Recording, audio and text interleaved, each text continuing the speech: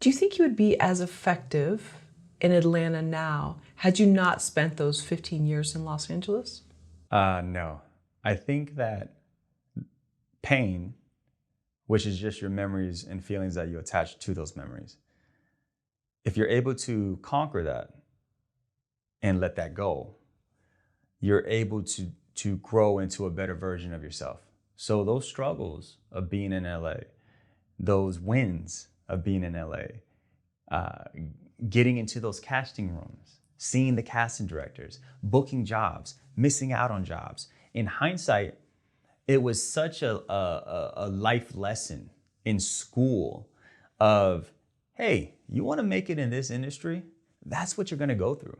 You're going to go through 10 no's to get that yes. You're going to go through 50 no's to get that yes, yes, yes. And then you're going to go through another 60 no's to get a yes. It's so important because you're able to adjust and calibrate your mental.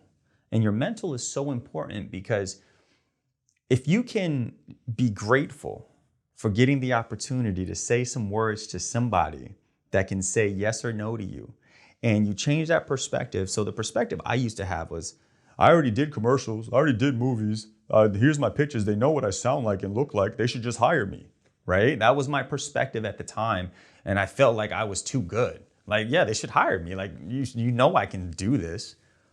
But there's 1,000 other people that have done work, more work than you, look just as attractive or whatever they're looking for as you. That's why they're having you come in to read.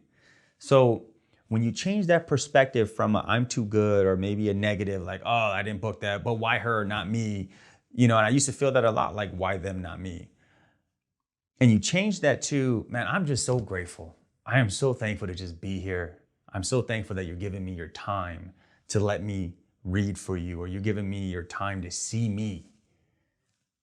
I'm so thankful that that person got it because they were the best person for that role at that time. I'm so thankful. And then you change everything to being thankful. The process is so much easier. Like now, I don't worry if someone says yes or no. I'm just thankful for the opportunity. I'm not concerned with if I read for 100 casting directors or I read for one. I don't worry if someone likes my films or they hate my film because I only can control what I can control. So when I make something and I put it out into the world, that's for the world to judge. And whether you like it or hate it, it doesn't bother me. If you like it, I'm so glad because then I made the film for you. If you don't like it, it doesn't bother me. You still watched it to come out with the conclusion that you don't like it, but that negative opinion on it doesn't affect me at all in the least bit.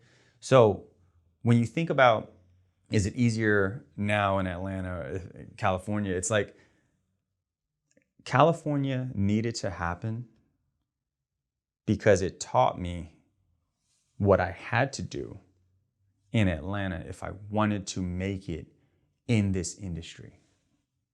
You talked about earlier flying into LA. Mm-hmm. I don't know if it was Burbank or LAX. LAX. Okay, LAX. So you said you kind of saw like the hustle and bustle and how everybody's rushing around. And I think that the attitude that you talked about, not to beat yourself up, but of how come them and not me, I think that permeates. That's just part of what happens here, unfortunately. That's the dark side of human nature. We all have it in us. Yeah. And so I think it just, energy is infectious. We feel it, and this is what happens here. Yeah, and so the funny thing is when I came to LA at 18 and I flew into LAX, when I took that first breath and stepped out of the airport, I was like, I am home. This is it. I loved it.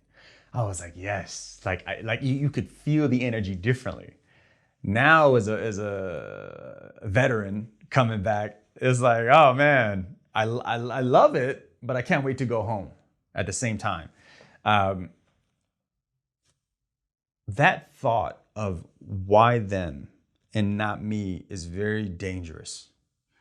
And the reason why it's so dangerous is because we as creators, as human beings, as friends, we have to take responsibility for where we are in life at any given moment. It's no one's fault.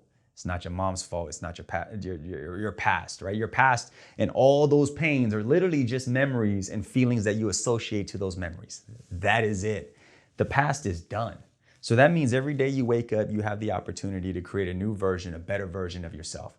you also have that same opportunity to create a worse version of yourself. So that thought, the reason why it's so dangerous of why them and not me, is because if you took the responsibility to say, let me get better. Let me just get better. Let me just read more. Let me just go over scripts more. Let me just kind of see what the landscape is. Let me write more. Let me get a camera and just kind of practice auditioning. Let me set up this lighting. Let me give this line.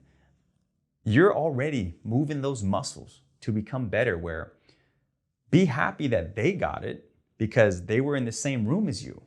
So that means that it's possible for you to get it.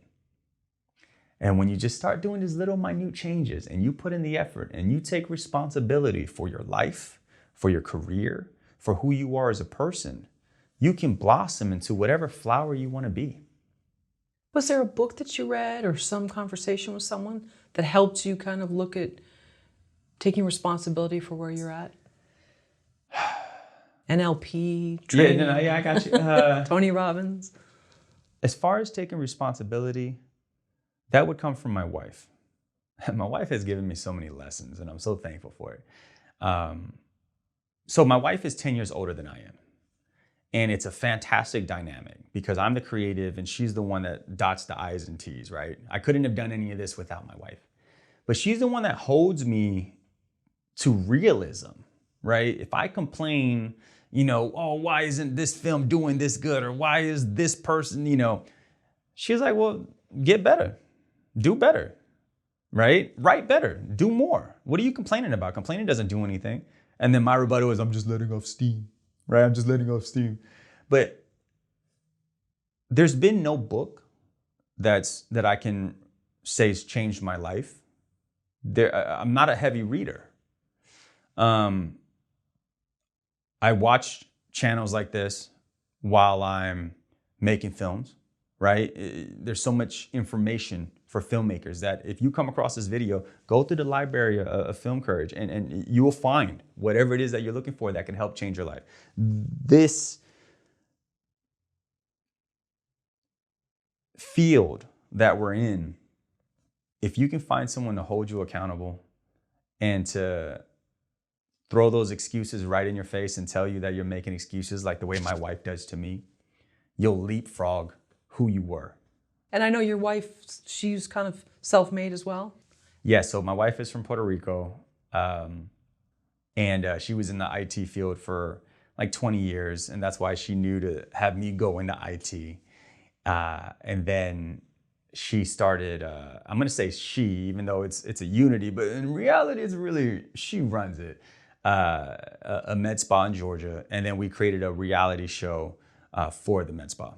So, yeah. Very cool. Yeah, and you can see that. So that we actually did independent distribution through Film Hub. Oh, nice. We created 3 episodes, so 3 20-minute episodes for the spa. And it's in Roswell. It's called Park Ave Cosmetic Center. And we went through Film Hub. And the reason why we went through Film Hub is because this is a local show, right? A local space. We're able to do all of the advertisements for it locally. So it's not an international thing where it's like, hey, let's try and procure a distributor, even though there's a bunch of horror stories with distribution. But the truth is they have certain channels that you as a filmmaker just don't have access to. So I said, hey, let's go through Film Hub because we'll have control over it 100%. And then we can do all of the marketing locally ourselves. So it's past quality control. And then now it'll probably be up on Amazon Prime and like Tubi here soon. Oh, great. So we're just waiting on that. Yep.